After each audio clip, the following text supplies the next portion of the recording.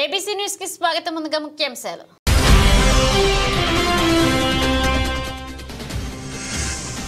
వైభవంగా పూజాల అమ్మవారి విగ్రహ ప్రతిష్ఠా మహోత్సవం. హాజరైన ఎమ్మెల్యే జ్యోతుల నెహ్రూ, టీడీపీ జిల్లా అధ్యక్షుడు జ్యోతుల నవీన్.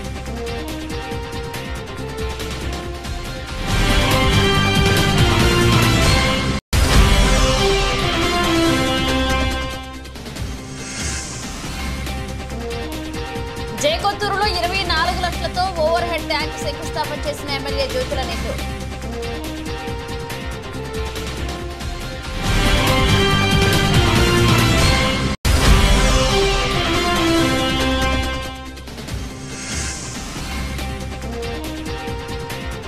విద్యుత్ పోరాట అమరవీరులకు సిపిఎం నివాళులు.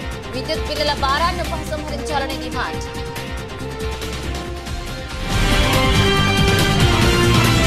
మాజీ ఎంపీ హర్ష్ కుమార్ రాజీవ్ గాంధీ కాలేజీలో ప్రెస్ మీట్ లో మాట్లాడుతూ చంద్రబాబు ముఖ్యమంత్రిగా 2 నెలలు గడిచాయి. మొదటి నెల, రెండవ నెల పింఛన్లు సమయానికి ఇచ్చేశారు.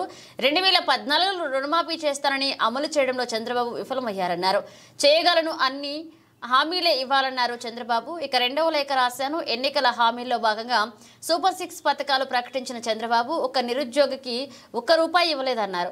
రైతులకు 20,000 ఆర్థిక సహాయం, మహిళలకు 1,500 స్కూల్కి వెళ్లే ప్రతి విద్యార్థికి అమ్మక వందనం కింద 15,000, ప్రతి ఇంటికి ఉచితంగా 3 సిలిండర్లు, మహిళలకు ఉచిత బస్సు ప్రయాణం. సూపర్ 6 పథకాల హామీలలో చంద్రబాబు విఫలమయ్యారని అన్నారు. ఈ రోజున ఈ కల్కట్టా అమ్మాయి ఇన్సిడెంట్ మీద మా కాలేజీ ర్యాలీ తీస్తూ ఉంది. ఆ జరిగిన ఇన్సిడెంట్కి లేట్ అవుతుంది జస్టిస్ అని చెప్పి తీస్తుంది, దానికి సపోర్ట్ చేస్తుంది. ఈ రోజున చంద్రబాబు నాయుడు గారు ముఖ్యమంత్రి అయ్యి 2 నెలలు అయింది. 2 నెలలు అయితే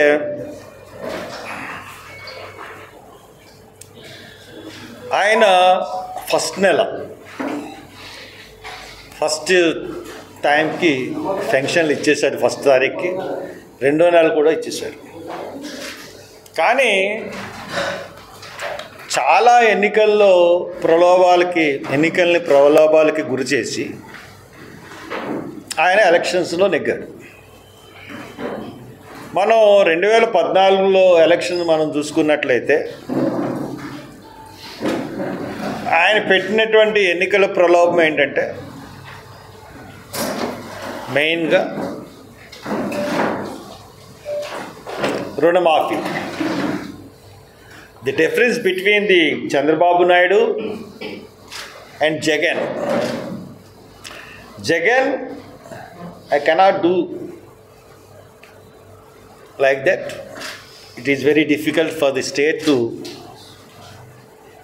pay off the loan. But Chandrababu Naidu, I will done it. ఆ ఒక్క పాయింట్ మీద చంద్రబాబు నాయుడు అధికారంలోకి వచ్చాడు. అధికారంలోకి వచ్చిన తర్వాత రైతు రుణమాఫీ అన్న దాన్ని సక్సెస్ చేయడంలో ఫెయిల్ అయ్యాడు.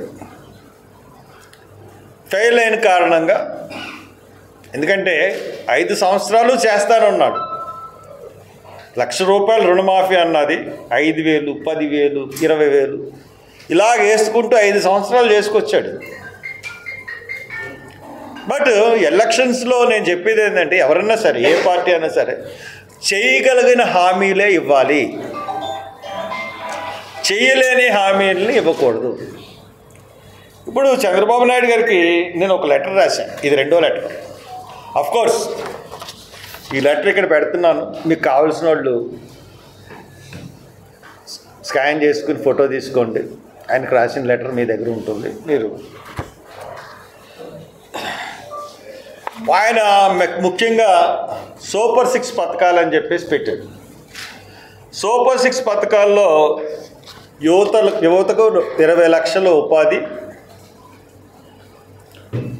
తర్వాత 3,000 నిరుద్యోగ భృతి ప్రతి నెల ఇస్తా అన్నాడు.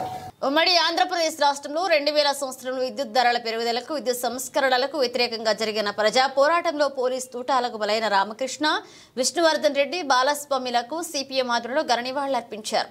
ఈ సందర్భంగా విద్యుత్ సంస్కరణలలో భాగంగా ప్రజలపై విద్యుత్ బిల్లుల భారాన్ని ఉపసంహరించాలని డిమాండ్ చేశారు. విద్యుత్ అమరవీరుల చిత్రపటానికి పూలమాలలు వేసి నివాళులర్పించారు.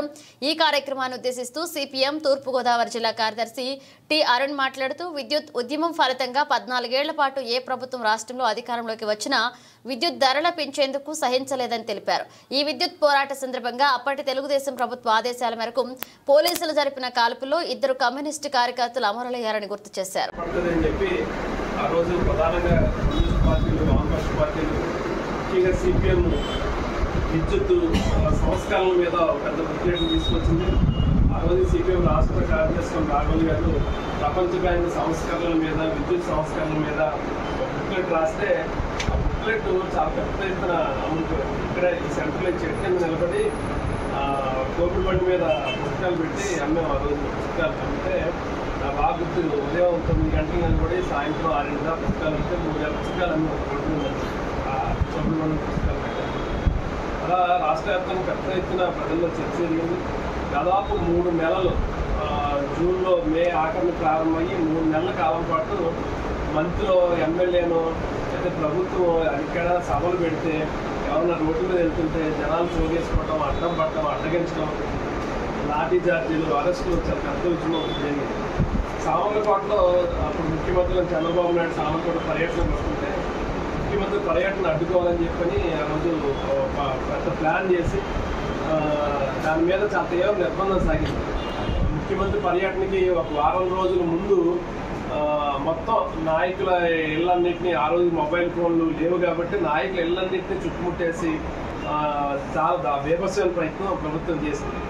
దాన్ని తట్టుకుని ఎక్కడెక్కడో దాక్కుని అడ్జేసి ఇచ్చేసి చివరికి ముఖ్యమంత్రి సభా ప్రాంగణం దగ్గరికి వచ్చినప్పటికీ, సభా ప్రాంగణం గ్రౌండ్ దగ్గరికి వచ్చినప్పటికీ ఆ చుట్టుపక్కల నుంచి పెద్ద ఎత్తున వచ్చి ముఖ్యమంత్రి కాన్వాయ్ అడ్డుకుని కాన్వాయ్ మీద పడి ఆందోళన చేయడం, దాంట్లో లాఠీ చార్జీ కూడా జరిగింది.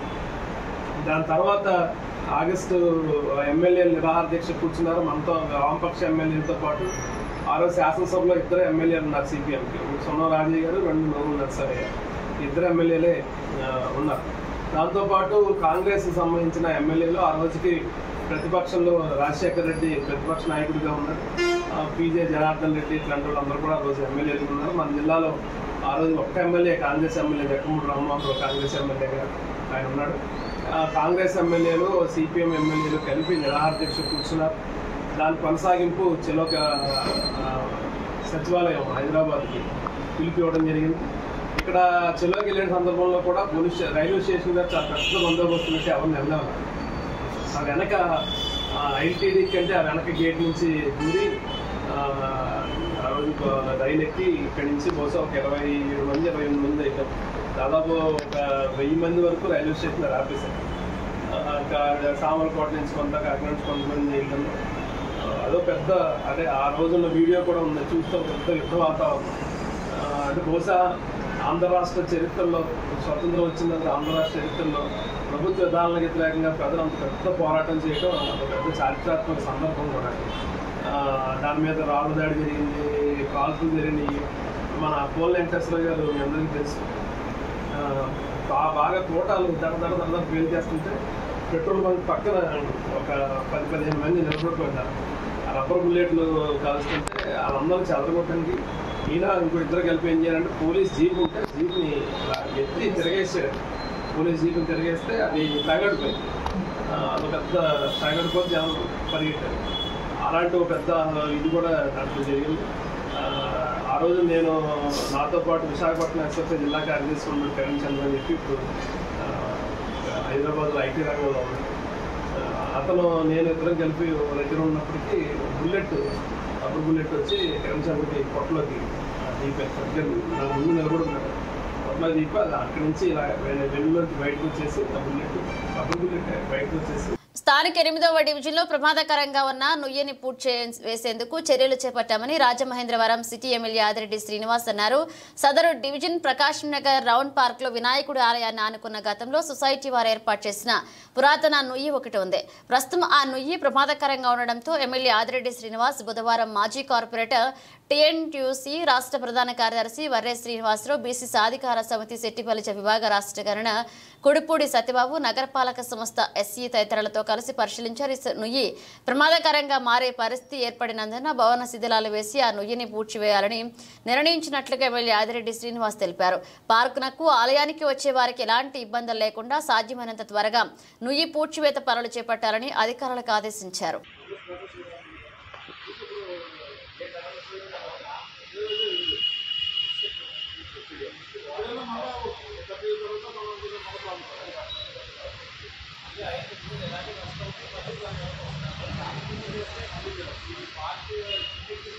జగంపేట మండలం జేకొత్తూరు 24 లక్షల రూపాయలతో నూతన ఓవర్ హెడ్ ట్యాంక్ నిర్మాణానికి శంకుస్థాపన చేశారు. జగంపేట శాసనసభ్యులు జ్యోతుల నెహ్రూ ముందుగా గ్రామానికి చేరుకున్న ఎమ్మెల్యేకు పలువురు నాయకులు ఘనంగా స్వాగతం పలికారు. అనంతరం వేద పండితులు మంత్రోచ్చారణతో శంకుస్థాపన కొబ్బరికాయ కొట్టారు. ఈ సందర్భంగా ఎమ్మెల్యే మాట్లాడుతూ కొత్తూరులో ఒక మంచినీరు ట్యాంక్ ఉండగా అది గ్రామానికి సరిపోకపోవడంతో మళ్లీ 30,000 లీటర్ల సామర్థ్యం గల 2వ ఓవర్ హెడ్ ట్యాంక్ నిర్మాణానికి ఈ రోజు శంకుస్థాపన చేస్తున్నామన్నారు. ఈ కార్యక్రమంలో ఎస్వీఎస్ అప్పలరాజు, మారిశెట్టి భద్రం, చల్లా రామూర్తి, చింతల తాతబ్బాయి, కేసిరెడ్డి శ్రీను, చింతల కన్నారావు, మండల టీడీపీ మహిళా అధ్యక్షురాలు నకిరెడ్డి సూర్యవతి, గ్రామ కూటమి నాయకులు, sarpanch Nakireddy Nageswara Rao, MPTC Madagala Peddakapu, vice president Sayanam Srinu, Danta Peddakapu తదితరులు పాల్గొన్నారు.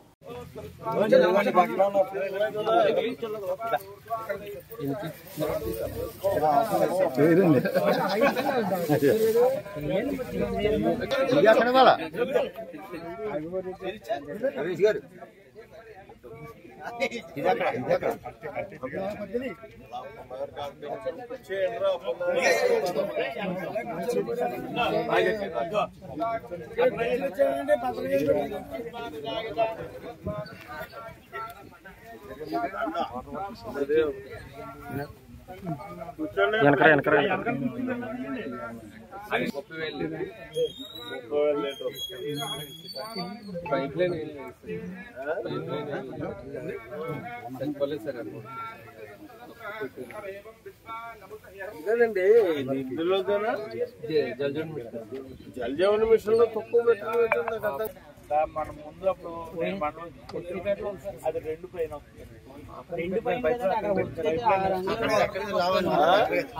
వాటర్ ఎక్కువ వస్తుందండి. అక్కడ మొత్తం మెయిన్ లైన్ అంతా అక్కడ రాంగంపేటలో కొట్టిన బోర్ 4 గంటలు వాటర్ వస్తుందండి. డైరెక్ట్ వాటర్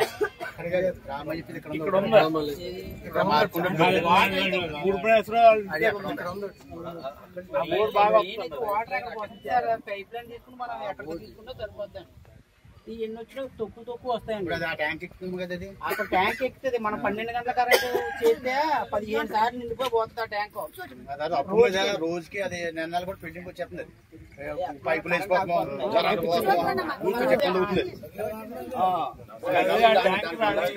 ఇక్కడ ఆల్రెడీ రాగంపేట దగ్గరండి. రాగంపేట తీసుకొచ్చండి.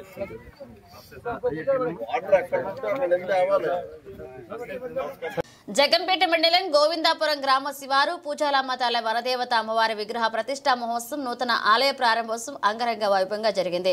ఈ ప్రతిష్టా మహోత్సవాన్ని అవతా శ్రీ వేదానంద సరస్వతి గురువు గొట్టిముక్కల సూర్యనారాయణ వర్మ చేతుల మీదుగా నిర్వహించగా ముఖ్య అతిథులుగా ఎమ్మెల్యే జ్యోతుల నెహ్రూ, కాకినాడ జిల్లా టీడీపీ అధ్యక్షులు జ్యోతుల నవీన్ హాజరై అమ్మవారిని దర్శించుకుని తీర్థ ప్రసాదాలు స్వీకరించారు. అనంతరం వారిని ఆలయ కమిటీ వారు ఘనంగా సత్కరించి వేద పండితులు ఆశీర్వాదం అందించారు.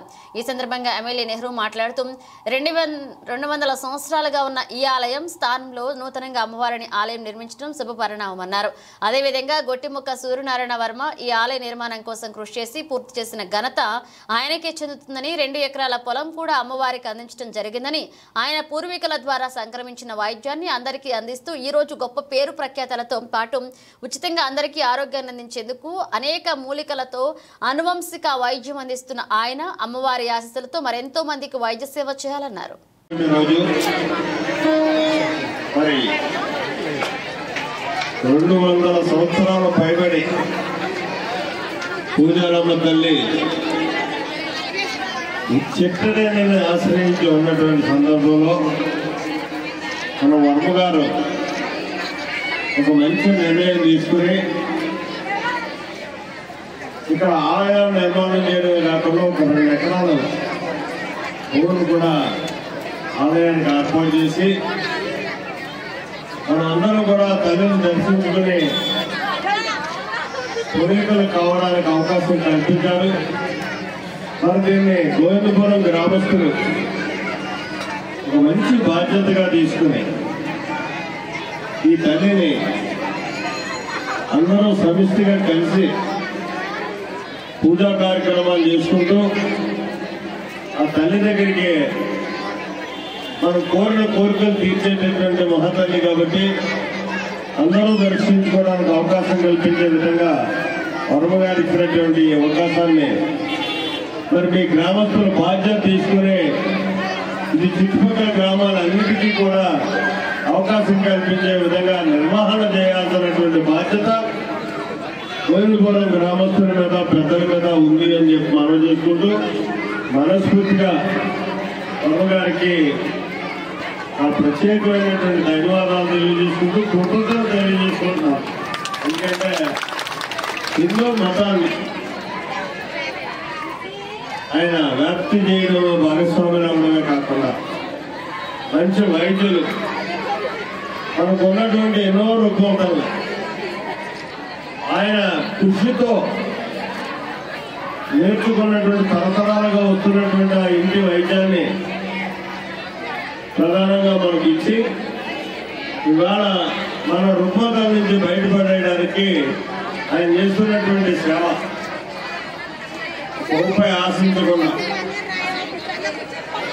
చేస్తున్నటువంటి సేవ కూడా ప్రత్యేకంగా నేను మనస్ఫూర్తిగా అభినందిస్తూ ఆయన మరింత సేవ చేసేటటువంటి అభివృద్ధి ఆయనకు భగవంతుని కలిగజేయాలని ఈ పూజలమ్మ తల్లి ఆశీర్వదించాలి మనస్ఫూర్తిగా అయిందని చెప్పి కోరుకుంటూ కలకత్తా డాక్టర్ మౌనిత మానభంగం హత్య చేసిన నిందితులకు న్యాయస్థానం కఠిన శిక్ష విధించాలని కోరుతూ రాజీవ్ గాంధీ విద్యా సంస్థల చైర్మన్ మాజీ ఎంపీ జీవి హర్షకుమార్ ఆధ్వర్యంలో కాలేజీ యాజమాన్యం విద్యార్థులు నిరసన చేపట్టారు.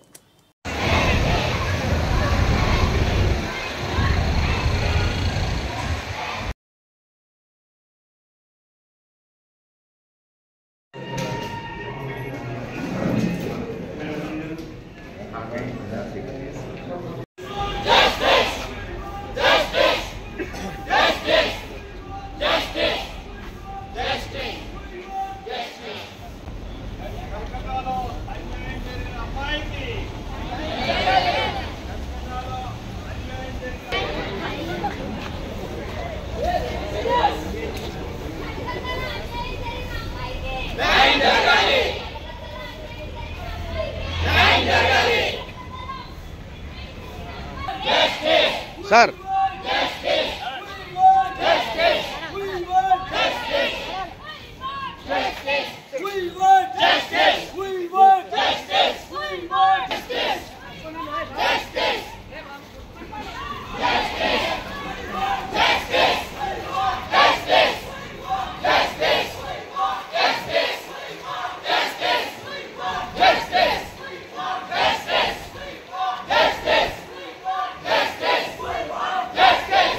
రావాలి స్వామి సైడు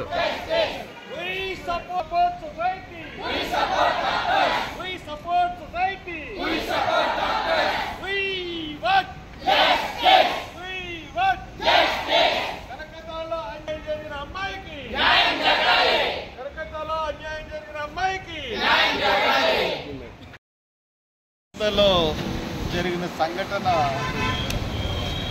భారతదేశం అంతా కూడా చాలా ఎందువల్లంటే ఒక పీజీ డాక్టర్ విధుల్లో ఉండగా మనం ఆ అమ్మాయి ఎక్కడైతే డ్యూటీ చేస్తుందో అక్కడ అదే మెడికల్ కాలేజెస్లో అమానుషంగా అత్యాచారం చేయబడి చంపబడింది. ఇప్పుడు మనం వచ్చినప్పుడు మనకి ఒక నిర్మానుష్య ప్రదేశంలో బస్సుల గురించి వేయడానికి ఆ అమ్మాయిని అత్యాచారం చేసి చంపేశారు. ప్రియాంక రెడ్డి దిశ కేసులో మనం చూసినప్పుడు హాస్పిటల్కి వెళ్ళి వస్తుండగా అమ్మాయినికి దుండగులు కిడ్నాప్ చేసి తీసుకెళ్ళి ఆ అమ్మాయిని చంపేశారు. ఆ నిందితులను వెంటనే ఎన్కౌంటర్ చేసి చంపేశారు.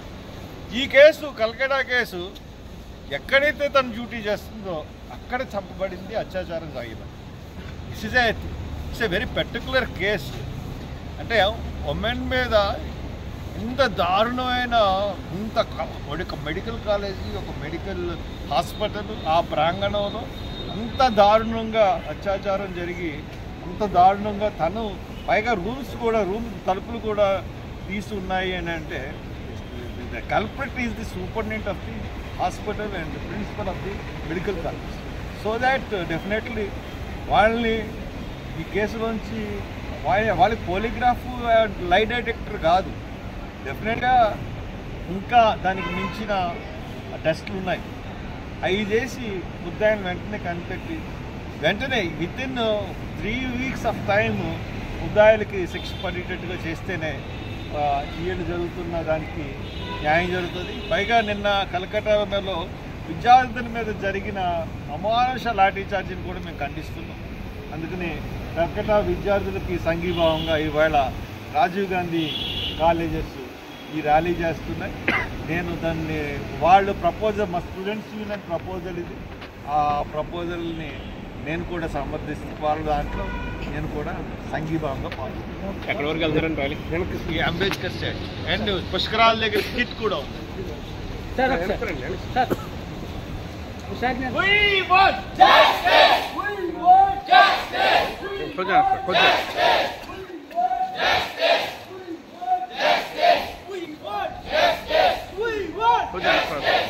బాబు లైవ్ వెనక్కి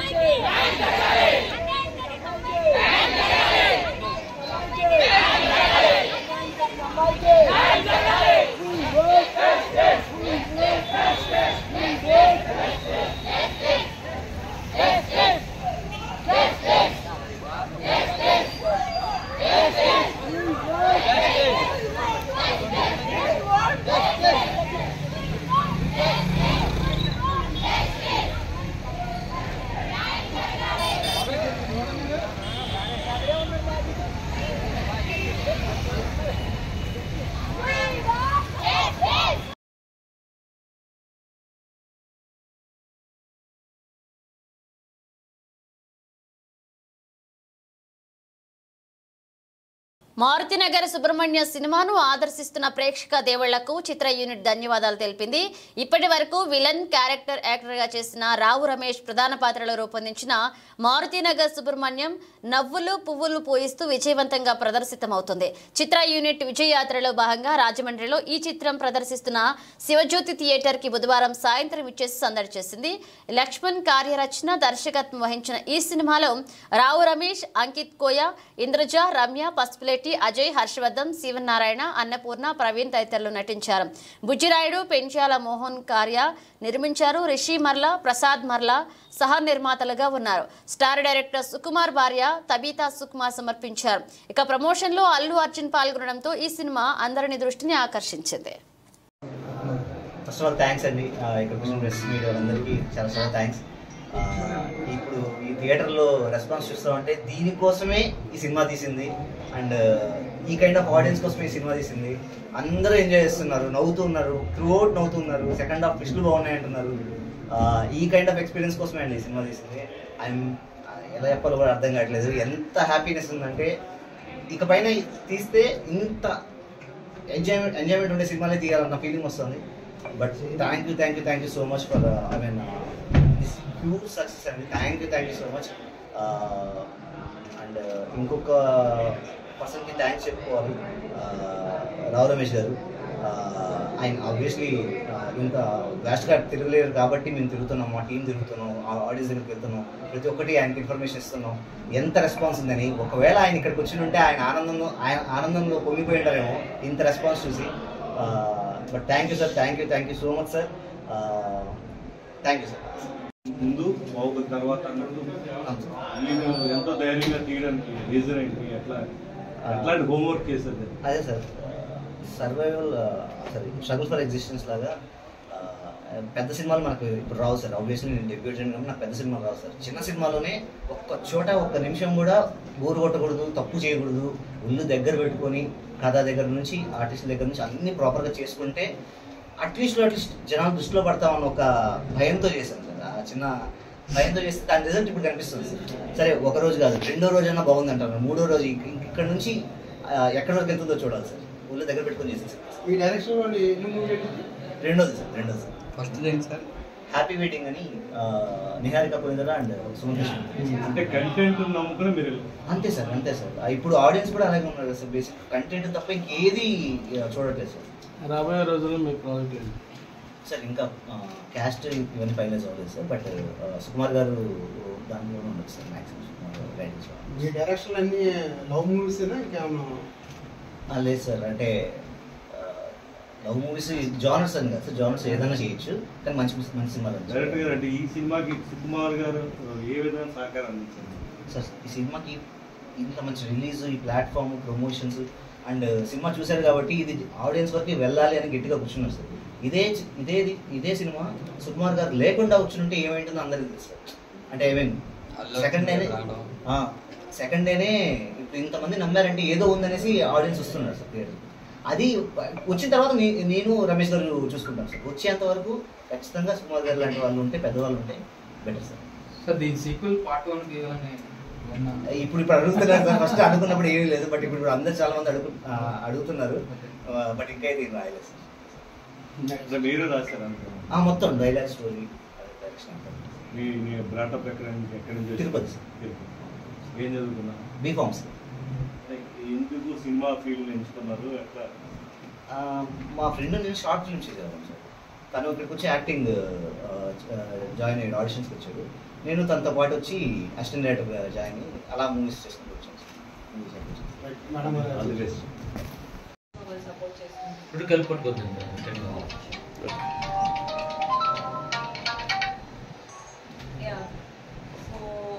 ఇక్కడ రెస్పాన్స్ చూస్తుంటే చాలా చాలా హ్యాపీగా ఉంది. మార్నింగ్ నుంచి we have been travelling and after seeing this response మాకు ఆ ఎనర్జీ అనేది మళ్ళీ వాపస్ వచ్చేసింది. We are very very happy and we are glad that అందరికీ మూవీ నచ్చుతుంది అని చెప్పేసి. So I'm very very happy for this. అంత ఈజీగా యాక్ట్ చేశారు, సినిమాలు చేశారు, చాలానే చేశానండి. కాకపోతే ఈ మూవీతో రికగ్నిషన్ వస్తుంది. తెలుగేనండి? యా ప్రాపర్ తెలుగు అమ్మాయి. మాది హైదరాబాదే, కాకపోతే నాన్న వాళ్ళది తెలంగాణ సైడ్. థ్యాంక్ యూ అండి. మొత్తం మారుతి నగర్ మీరు చెప్పండి. ఎప్పుడు ప్రెస్ కానీ విలేకరులు కానీ ఎవరైనా అన్న వెంటనే నాకు మైండ్లోకి వచ్చేది ఒకటే, నీ పెన్నుతో పేపర్ మీద మా పేరు రాస్తే, నీ కెమెరాలో మమ్మల్ని రికార్డ్ చేస్తేనే మేము జనాల్లోకి వెళ్ళేది. మేము ఎంత ప్రయత్నం చేసినా ఏం చేసినా ఈరోజు మీరు ఇక్కడ రాజమండ్రిలో మమ్మల్ని అందరినీ కవర్ చేయడానికి వచ్చినందుకు, రేపు పత్రికల్లో మా గురించి రాయిపోయినందుకు already thank you so much అండి. చాలా చాలా బాగా అనిపిస్తుంది రెస్పాన్స్ చూస్తే, అంతమంది నవ్వుకుంటూ. ఎస్పెషలీ మేము సినిమా చేసిన తర్వాత మా సినిమా మాకు బాగానే అనిపిస్తుంది చూసుకున్నప్పుడు. మేమందరం ఎంత హ్యాపీ ఫీల్ అయ్యాము. ఎంతను థియేటర్ విజిట్స్కి వెళ్తున్నప్పుడు వాళ్ళందరితో కూర్చొని వాళ్ళకి మేము వచ్చామని తెలియకుండా మూల నుంచొని వాళ్ళు నవ్వుతుంటే ఆ కిక్కే వేరు సార్. అసలు ఎంత పగలబడి నవ్వుకుంటున్నారు. మీరందరూ కూడా మాకు ఒక మా సినిమాకు చెయ్యి వేసి ఇంకా జనాల్లోకి తీసుకెళ్లాలని, ఇది 2-3 వారాలు థియేటర్లో చాలా మంది నవ్వించాలని కోరుకుంటున్నాను. Thank you so much. నేను ఒక 11-12 వరకు చేశాను. ఇంతలా నవ్వించడం సార్. ఇందాక నేను సత్యభామ, తిమ్మరసు ఇవన్నీ ఏవైతే చేశానో అన్నీ కూడా చాలా సోబర్ క్యారెక్టర్స్, కంపోజ్డ్గా కామ్గా ఉంటాయి. ఇదైతే అసలు జనాల్ని నవ్వించే ఇందులో నిలబడిపోవడానికి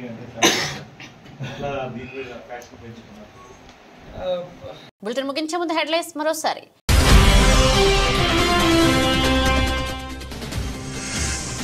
వైభవంగా పూజాల అమ్మవారి విగ్రహ ప్రతిష్ఠా మహోత్సవం. హాజరైన ఎమ్మెల్యే జ్యోతుల నెహ్రూ, టీడీపీ జిల్లా అధ్యక్షుడు జ్యోతుల నవీన్.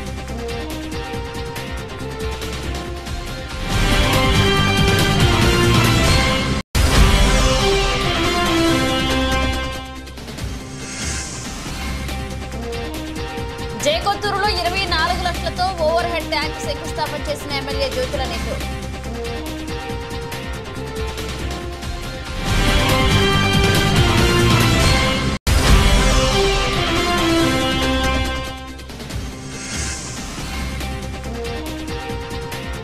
విద్యుత్ పోరాట అమరవీరులకు సిపిఎం నివాళులు.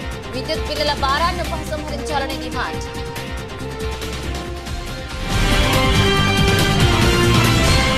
ఇవి బులెటిన్ అప్డేట్స్. మన అప్డేట్స్తో మళ్ళీ కలుద్దాం.